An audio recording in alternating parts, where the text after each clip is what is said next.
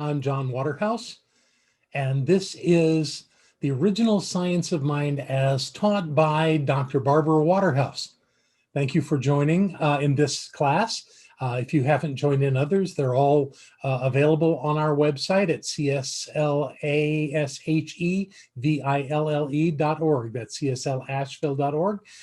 This and many, many other things that you can watch and read and enjoy and certainly learn from. So again, welcome to this edition of Barbara's class. She has wonderful things to share with you, and I'm sure you're going to have a great experience. So as we always begin classes, let's do a spiritual mind treatment together. Please join me in knowing the truth that there is only one presence, one power, one absolute creative cause to all that is. It dwells everywhere and always. It transcends time and space. Yet it's always here, always within us, because this is who and what we are. And as we individualize as spiritual beings, the one mind, the one presence is always the thing that animates and directs our lives. So knowing that all is in perfect order, unfolding as it must, this class falls into that perfect realm of awakening, of bringing forth the potential of awakening within everyone who enjoys Barbara's teaching. So whoever is here doing this is part of this absolute knowingness of the presence of the divine. And I bless each one who joins in this class. I know that all is well and all is God, and that only good can come from this. So as this class continues, I know the very best for all of us. And all is well, because all is God. This is the truth, and I let it be. And so it is. Yes. So have a great class, and I will see you at the end. Okay, so what is sin? Miss the mark. It's an old archer's term that means to miss the mark. Oh, interesting. Consider trying to learn how to shoot a bow and arrow and never missing the mark. Do you think that's reasonable? No.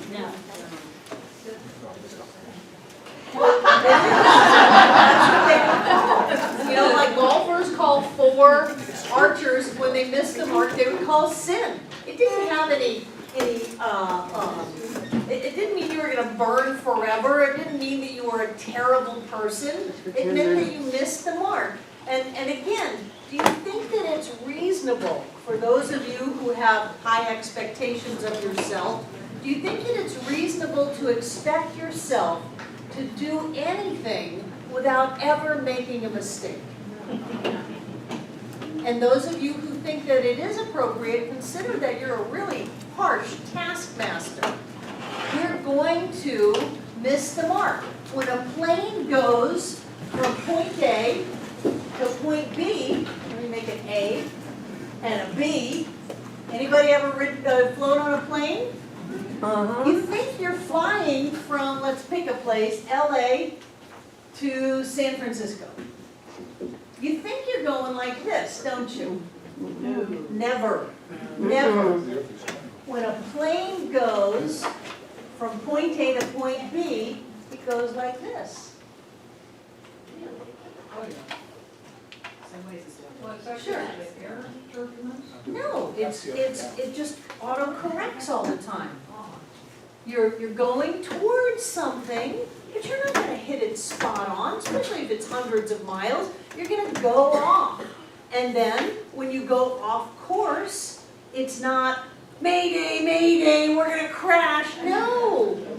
Somebody yells out sin, and it auto-corrects. And that's all that it is. It's just like driving a car, you know, you're not, your hands aren't steady on the wheel, you're Right, you're always moving the steering wheel back and forth to keep yourself on course of where you're going. This idea that says we're never going to be off course is ridiculous. And so this idea that says there's an anthropomorphic deity that stands in judgment of us, and every time we go off course, we are punished, is sick. It's sick. It's sicko stuff. And then we feed it to little children and wonder why they have nightmares. So there is no inherent badness to the idea of sin. Sin is just a normal thing. You know, instead of saying sin, we could very easily change it with, oops. Try it. Oops. No heavy connotation, no fear. This idea that says there's something inherently wrong with me, that I'm flawed, I'm born with a black mark on my soul. That's equally crazy. You are pure, perfect spirit. You are light and love. That is the truth of you. And if you meander your way through life while you're finding San Francisco, who cares? Who cares? My goodness, this is my third marriage, 4 if one of them had been legal. And some people will say, oh, well, you're just a terrible person. No, I'm Practicing. not. I'm getting it right. I'm correcting. I'm paying attention. I'm forgiving and releasing. I'm opening up to that greater sense of love that I am. And by doing that, I correct. So when you say sin, that just means really that you missed and you're going to try it again. And if you try it enough times, you'll get really good at it. Whether it's anything, if you try it enough times, you'll get good at it. So it's a learning process. And yet people have taken that one word and turned it into a statement of the nature of someone. I'm a miserable sinner. What an awful thing to tell people. You're a being of light and love. You are perfect, whole, and complete. You are steeply loved. That's who we are. So then we have sin.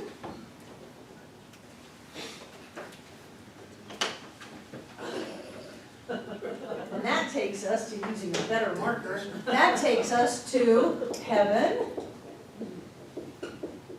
and hell. The garbage dump. Really. I loved it. John Paul, the Pope, 3 popes ago, before he died, when he was getting ready to die, he knew he was getting ready to die, he said, heaven and hell are states of consciousness. That was not carried in a single U.S. paper. Right. It was not reported on by a single U.S. Station or news report. It was reported all over the world, except for the U.S. Heaven and hell are states of consciousness. So if you want to take it back to the literal definition, hell was what the name was for the garbage dump outside of the walls of Jerusalem. It was called hell. That was what they called it. And they regularly set it on fire to burn the garbage. That's what they did with it. It was in the desert. They didn't have any water or anything else to do with it. They burned it. And so being put out by hell fires was an analogy of, you're going to be out there where it stinks. You're going out there outside of the city walls and it stinks out there. It's not an eternal place. It's not a punishment for the nature that we are. You know, it's really pretty screwed up analogy, this idea of an anthropomorphic deity, a deity made in the image and likeness of us, instead of us being made in the image and likeness of God.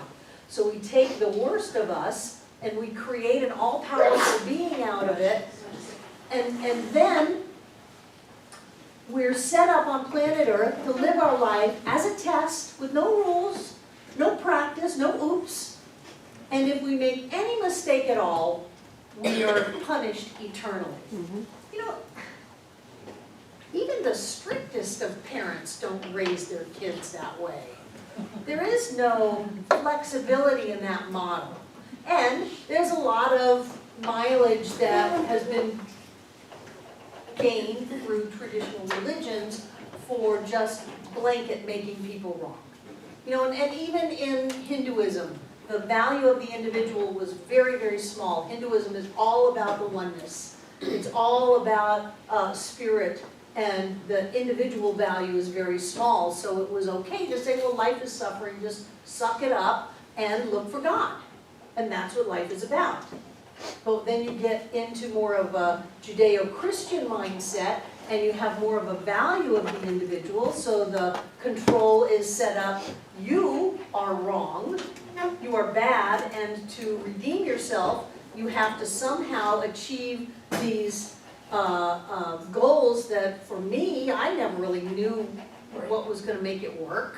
I never knew what was going to buy my salvation, because it just never seemed to be clear to me. So that whole mindset, and the reason I'm really pushing it, is I want you to consider taking all of that and just getting rid of it. That we are spiritual beings living in a spiritual universe, governed by spiritual law. We are beings of light. We are beings of love. All is love. We are created out of love. Love is what we are. It is our job to come into alignment with the laws of life, to think the thoughts of love and joy, to say the words of love and joy, to live the life of love and joy. And what you will find is that your body will heal, money will show up when you need it, your relationships will be great, and you will generally be a joy-filled person. And all of that other stuff is a crop. Yeah, so what came to me, I just leave it out at the curb every week, because There it's you hell, go. take it to the, leave it at the curb, because it's the garbage stuff, so I take that out. I know, it's Take kind it of to the bizarre. curb. It's my story, I made it. Thank you, Bob. So we have all created our own hell, and we have all lived there. And it's our job to create our own heaven. Sue? Yeah, well, it's almost like a metaphor, the whole thing with the garbage dump and the hellfire as a place of separation. So the only hell there is, in my thinking, is separate from. The separation, when we experience a sense of separation from spirit, we create our own hell. And when we do that, we move into anger and fear and upset, and then that is our experience. And because we are powerful, creative, spiritual beings, we manifest that in our lives, and then we look at it and go, I knew it all along that life was horrible. The only reason we're living a horrible life is because we did that. If we let go of that sense of separation and move into the idea of oneness, that we truly are love. Now we are loved, we are loving, that's a qualification of the essence of love that we are. We are beings of love. And in that, we always have more than enough. Our bodies, being love, manifest health and wholeness. Our relationships, being love, manifest wonderful connections. And we set our intention, and life comes together to pull it off. Oprah talks about how she has a committee that she sends out before she ever has a meeting with anybody. And the committee takes care of the details, kind of like the chief spiritual officer of Meg McCarthy's book, The Path to Wealth. You're having something that is you, but is greater than your conscious awareness of who and what you are. Take care of all of the details. Life does that. If we give life half a chance to support us by simply focusing on what we want instead of what we don't want, what's good in people instead of what we're in judgment about, if we focus on the blessings and the joy of all of life, we get that. When we come into alignment with spiritual law that says whatever it is we hold within ourselves is what we hold on the outside. That there is a power and a presence within us that will manifest anything. And so when we can focus on that world that we want to live in, that life that we want to live, it shows up. And as we do that, life is wonderful. There is no death. How can life ever stop living? Our bodies may die, but that which we are never does. Have you ever seen a dead body? Oh, God, It doesn't look anything close to the person. It doesn't look like anything like that person looked like alive. I went to see my mom down in Miami after she passed, and a number of you know her because she was here for many years. But I said, you know, I told John, I said, if I didn't know that that was my mom, I wouldn't recognize her. I wouldn't recognize her. She had makeup on like I'd never seen her wear. Her hair was all done, and frankly, she was done by in Miami, and she looked Latin. But that being that gave life to her body was gone. And so her body didn't look anything like her. Because the life that she was Left, where does it go? I don't know. I know it doesn't go to a heaven or a hell for eternal suffering or celestial whoopee with people I don't want to hang out with anyway. The life continues to live. Do we go to subtler dimensions? Do we reincarnate? That's everybody's personal opinion. Life continues to live. We were never born, we cannot die. So when we can start embracing those ideas about ourselves, wrap our heads around it, our life shifts. And it doesn't matter how screwed up it is, there is always the possibility for healing and transformation. Jane. Well, I just want to mention that I really myself am quite an ancient, I'm a very old lady. And What is age? well, it's late 70s. So anyway, here I am creeping around in the world and I'm terrible at the internet and stuff like that.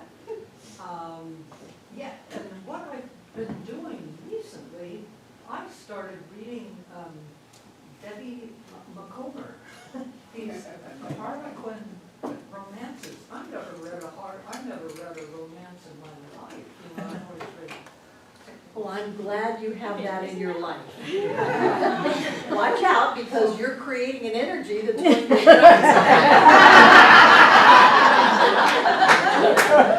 And you are not old yet, Jay. No way.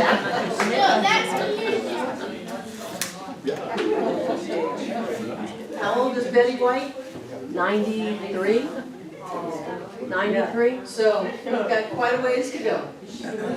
Quite a ways to go. Okay, I really can refer to my notes a little bit.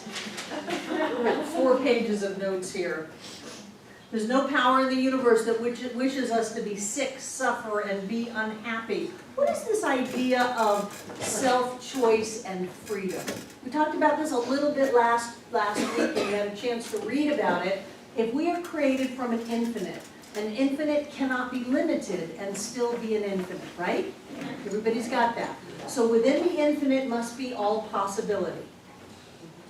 So our very freedom guarantees us that we have choice to do whatever it is we want to do. Sometimes that is not what we would look at and say that was such a great idea. And so some people say, well, if we're these wonderful, powerful, spiritual beings of love and light, why don't we just act like that all the time? Why aren't we made to experience ourselves as love and light only? Then you would lose your choice. You would lose free choice. The only reason you have the ability to create a life that is wonderful is because you have the ability to create a life that is awful. So if you've ever created an awful life, you've already done that one, you got that, and now you can move on to creating a life that is wonderful. Does that make sense? Yes. So, in the scheme of, like, if you're suffering, and then you transcend that and you ascend to freedom, it's like you've connected with your higher self and found your way to freedom. So, like, suffering is kind of your lower self and freedom is your higher self. Well, I would say when we're suffering, we feel victimized, limited, and helpless, hopeless. So that's a constricted kind of a mindset and an experience. And when we're experiencing freedom, that's more of an expanded experience. And as we expand, I'm tricky about the higher and the lower because that has judgment. Okay. So does constricted and expanded, but we're going to go with that. When we're expanded, we have an opportunity to have more energy move through us. So when we're expanded, we have more love, we have more thought process, we have more of that creative energy of life, that energy that lifts us up. I hesitate to use the word, God energy, because that sounds like it's energy separate from us. But we do open up more to our true nature, and we are more able to let that come through. That's why when you let go of suffering and you move into freedom and joy, often the outer description of your suffering changes. Like if you're freaking out that you don't have any money, and you stop freaking out and you just move into gratitude. Very often money shows up. And you didn't go, I now have more than enough money to make my whatever. What you did is you opened up, and the natural force of life is prosperity and health and joy and wholeness. So when we fight that, because we are insisting that life is awful and we're creating suffering and struggle, then we're resisting that flow, and when we open up to it, more of it can come through us, and then it manifests in our lives. Has anybody ever had that happen? You go from freak out to gratitude, and stuff changes.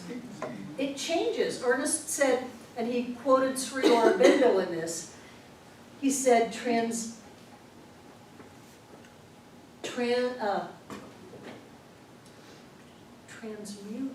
what is the word? Transmutation? Transformation. No, it wasn't transformation. He says, oh, transcendence. Transcendence That's what I thought you were saying. transmutes. To transcend a problem or a condition transmutes the essence of it. It does not rectify. It does not take two things and make it right. It doesn't rectify.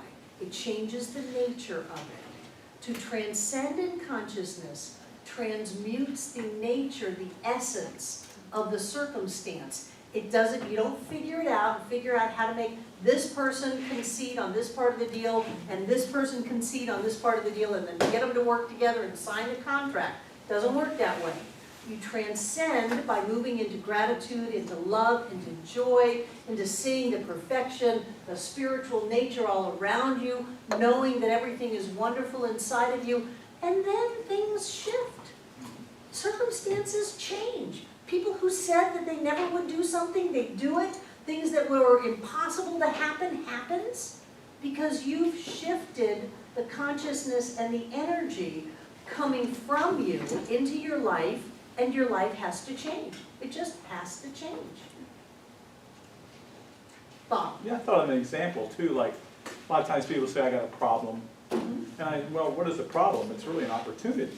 Right. So you shift that, you transcend that in the moment, because words have power. Words have a lot of power. Words have power because they reflect the thoughts and the feelings behind them.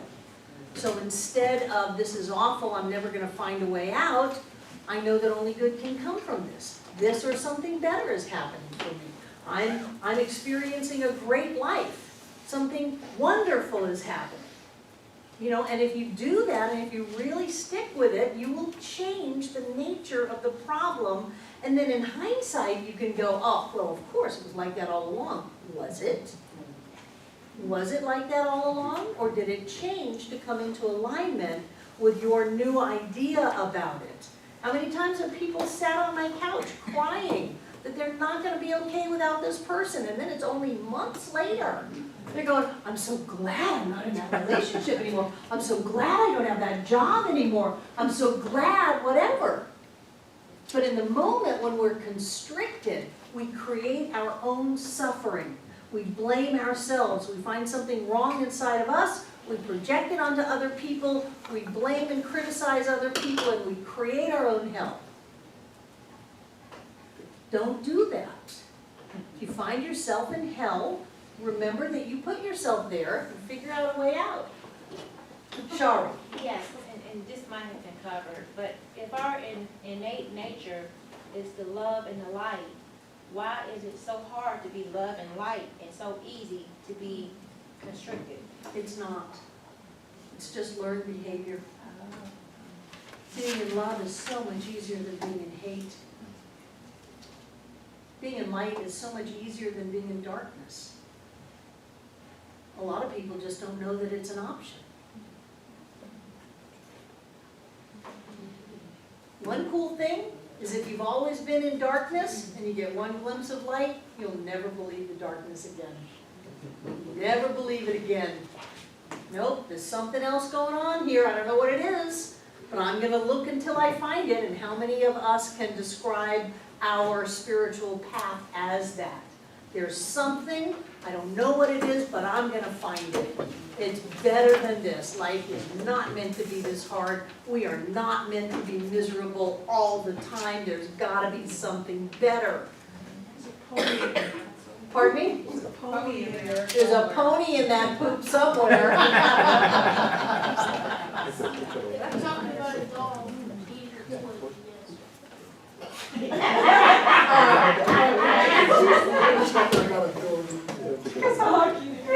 No, Adame, the joke is that there are two kids and the parents had one very positive child and one very negative child. And they decided to teach them a lesson. So one holiday, the parents gave the positive child a pile of pony poop. And they gave the negative child a pony. And when they went into the room where the pony was with the negative child, he was complaining or she was complaining, oh, now I gotta take care of this pony and it's messing up my room and it's just more work for me. And then they went into the other room with the pile of poop and the kid's in there with a shovel going, with all this poop, there's gotta be a pony in it. That's the joke. That's a great joke.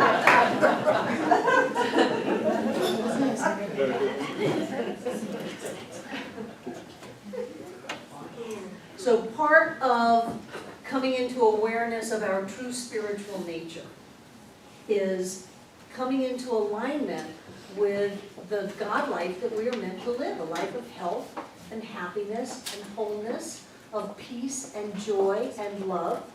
And as we open up more and more to the outside circumstances don't rule me, I choose how I'm going to be regardless of the outside circumstance. I love myself enough to know that I deserve to live a blessed life, and I am willing to put that in action in my life. The more that we do that, the better our life gets. Some people come into this teaching with the misidea, the very primary idea that this is a teaching to get stuff. That we're going to put our hand in the grab bag of science of mind, affirmations and treatments and miracles, and we're going to pull out stuff that we want. And frankly, that's someplace that a lot of us start so that we can learn how to create money, we can learn how to create jobs. You know, if you can't pay your rent, you're not listening to me talk about what a wonderful spiritual being you are. So it serves us for you to learn how to create certain things in your life. But that's the beginning. That's primary lessons. What we want to do is we want to evolve past that into connecting with that divine being that we are. The first thing to realize is that we are not miserable sinners. There's not a God outside that's stalking us and keeping tabs and is about to, you know, let loose all of the wrath, really, the wrath. That we are spiritual beings, whether we can see it or not. We are the beams of light going out from the one light. We are the vibrations of love going out from the one love. We are the point of life going out from the one life. We are spiritual beings, and that all is well. And as we move from, I want the demonstrations in my life to happen exactly this way because I'm terrified that they won't, and if they don't, then all is lost because I am so dependent on this exact circumstance. It can be a job, it can be a deal, it can be a certain amount of money, it can be a relationship, whatever it is. When we stop that and get a sense of who we truly are, then the circumstances in our life come into alignment with that greater level of awareness. And I gotta tell you, it's such a better way to live. Micromanaging the creative process of the universe is exhausting. It's exhausting. Being able to take a breath and say, I know who I am God's own. I am perfect. I am precious. I am cosmic. I am a spiritual being of light and love. Circumstances don't define me. I define me by coming into alignment with the highest me I can fathom, and probably that's still just a little tiny glimpse of who I am, but the biggest wow me I can get, I come into alignment with that and I live from that.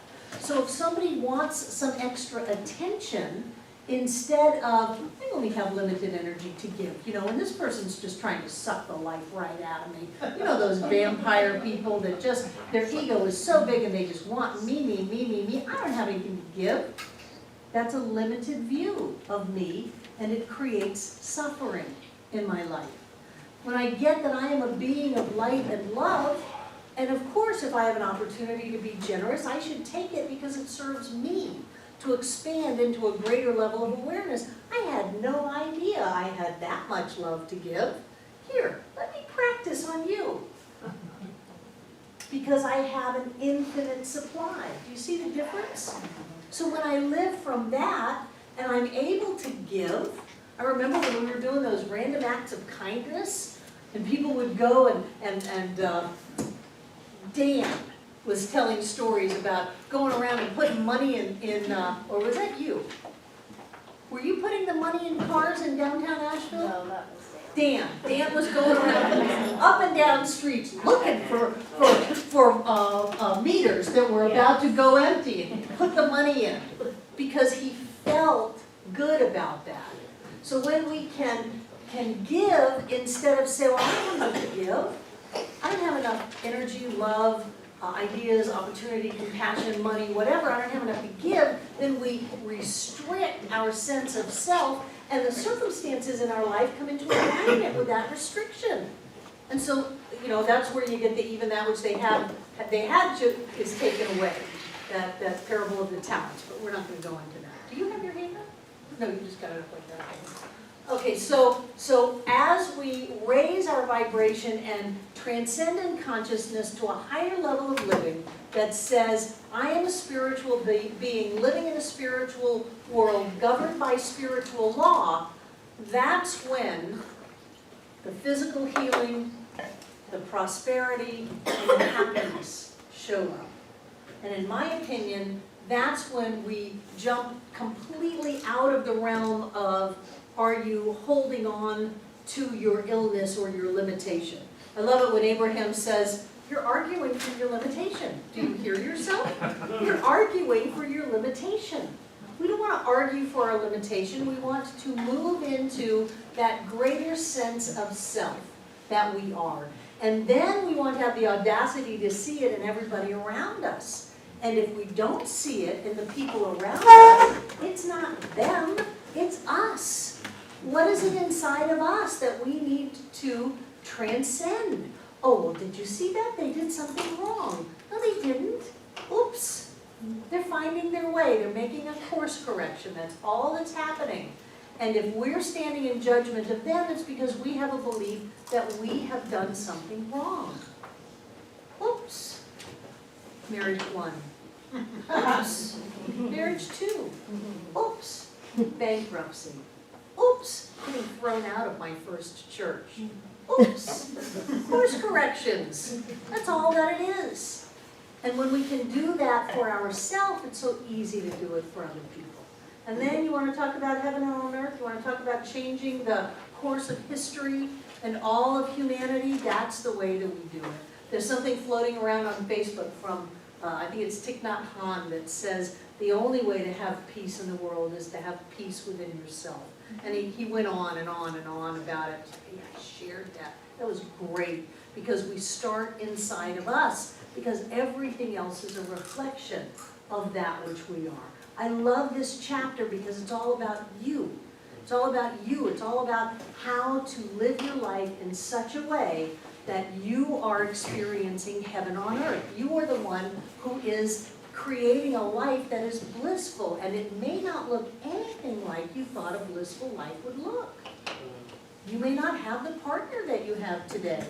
You may not have the job or the career that you thought. You may not have the certain amount of money that you thought it was going to take to buy you bliss. It may be very different, but you will be experiencing a life of bliss, and people will be drawn to you. You know it when you're around people, and their energy is clean and clear, and you just want to be with them. Just want to hang with them.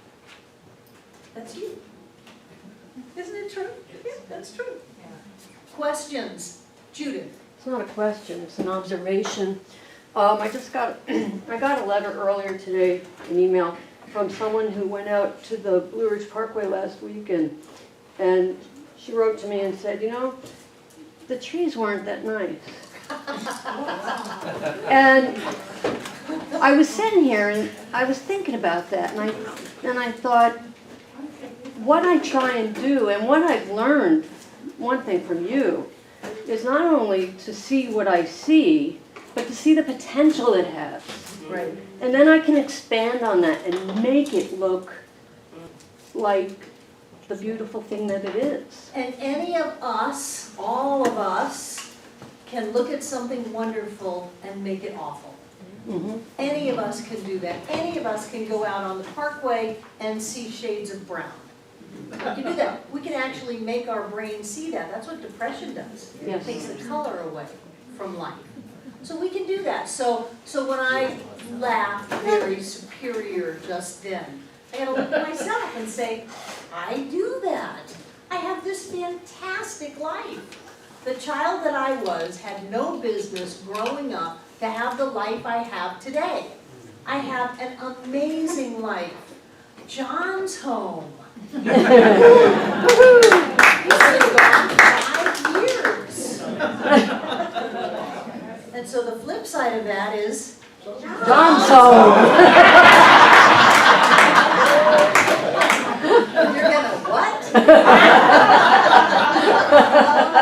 My choice. My choice. My choice. I choose to see the colors, whether the leaves are in full bloom. I love the naked trees. Naked trees out there in winter. I love it. I love that. I love the springtime. I love the summer. I'm just going to love it all, no matter what. But there's also the potential within me to see beauty, to compare it, to judge it, and to have me lose. Well, I was at the parkway. I didn't see any leaves. They must have all fallen off by now. How many times do I create that feeling? How many times do I lose when I should be winning? Because everybody gets to win. So that's what I need to look at. And if anybody else got all judgmental in that moment, felt spiritually superior, you may want to look at yourself and see if there's something inside of you. It's called a disowned self. We suppress it, and then we project it, and then we create it, and then we react to it as if it has nothing to do with us. I would never do something like that. Sure I would. I do it all the time. I walk into Ingles. There is an Ingles down on Sardis Road that is huge. I've heard about that. It's just opened up, and I'm walking around it. This huge thing. And yet there are people complaining. Well, they don't have this brand, and they don't have that brand, and they don't have what Publix has over. This is, I just came back from Mexico. Mexico doesn't have grocery stores like that, and we were in a big city. I can do that, and if I can do that, you can do it too. So let's just pay attention, transcend, stay in the love, stay open. We are all the same. I forget who it was, wrote that book called The I That Is We. It is all us. And it's our job to stay as clean and clear as we can. And when we do that, there is nothing that won't heal. There is nothing that won't transform. And there is no joy that is unattainable. That's what is meant to be for us. And if we are creating illness, poverty, or unhappiness, it's because we are not being in alignment with the laws of life, which is that God is all that there is. You are created out of that. You are a point, you are a manifestation, you are an individualization. However you want to wrap your head around it, God shows up as you. And as such, God doesn't change. God shows up as perfect, as beauty, as love, as light, as prosperity, as opportunity, as success, as harmony. That's it. And if you're not getting that, it's nobody and nothing outside of you. It's all in the way that you are seeing it, thinking about it, speaking it into form, acting on it, opening up to it. And that is your entire job in this life. is to open up to the presence of Spirit in you, as you, is you, which is also all around you. And when you do that, life is great. There's magic and mystery and coincidences, as if there's anything that's a coincidence. There's all kinds of wonderfulness because you have chosen to open up into a greater expression of Spirit, and more of that comes through you. Does that make sense? Yeah. Questions or comments? Good stuff tonight. Yeah, I love this stuff. Love it, love it, love it. And next week, we'll get into the whole subjective mind thing, because that's a big piece. But has anybody ever been hypnotized? Yeah, Did you do weird stuff? no.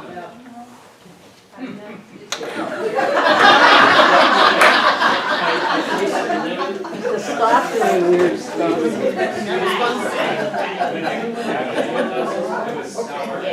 So while you were hypnotized, the lemon tasted sweet.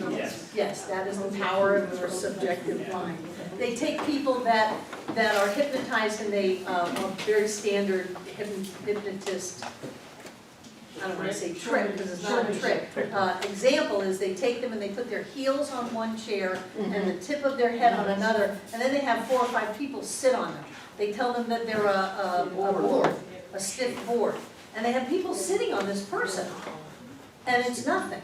It's nothing. So there's a great power in our subconscious mind, unconscious mind, subjective mind, whatever you want to call it, that impacts our physical body, but also impacts the body of our affairs. And we'll talk about that more next week. Anything else before we close? Jane? It's a real first experience I had when I was in New York. It was, the conditions were kind of rough. And This is the woman who thinks she's old. When I was in the Arctic, it doesn't matter. It's still you, Jane. But anyway, I had a special drink that I drank that I loved up there in the Arctic. Every evening I would drink some of this, and I was so thrilled. And then when I came back, and I was back in my apartment in New York, one time I thought, oh, I'll have some of my treat. So I had some of the drink left. So I drank a swallow of it, and I just about dropped dead. It was just the worst tasting stuff. So in one circumstance, something was seen as great, marriage number 1, and later on, it wasn't that great. It shows you the power of your mind. The power of your mind is amazing. Use it. Stop calling yourself old. You're great. You're great. Pardon me? Your experience. We're timeless, and our bodies will be to us what we want them to be. Yes, you are. You're timeless. Okay, take out what you're going to give.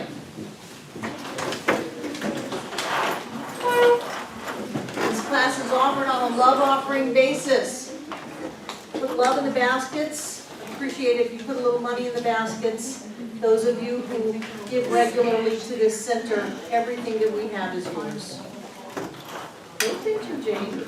Jane, thank you.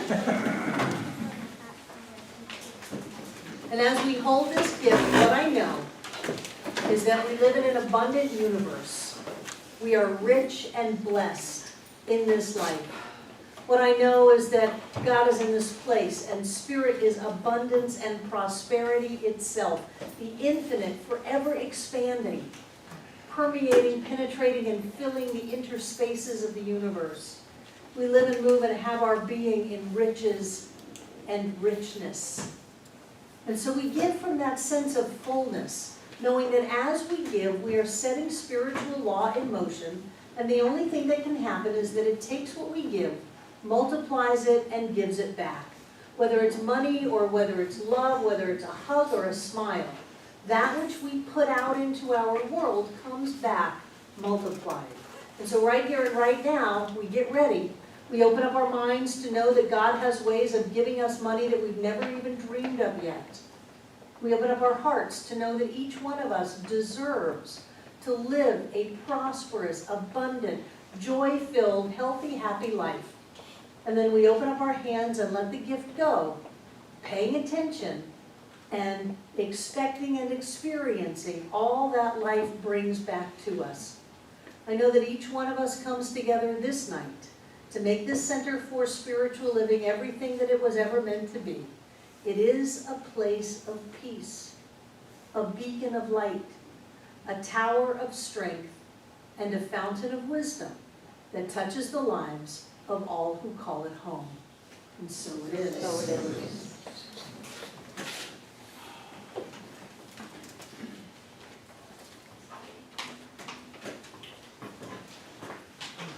Just hold this energy, because truly, there is so much flying around.